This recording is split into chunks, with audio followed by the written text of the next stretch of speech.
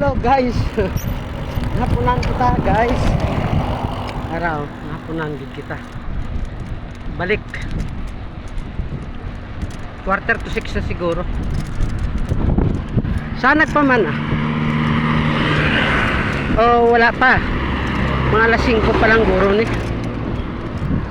So ari naman nasa kustal sang Dumanggas. Yan. Kustal naman nata.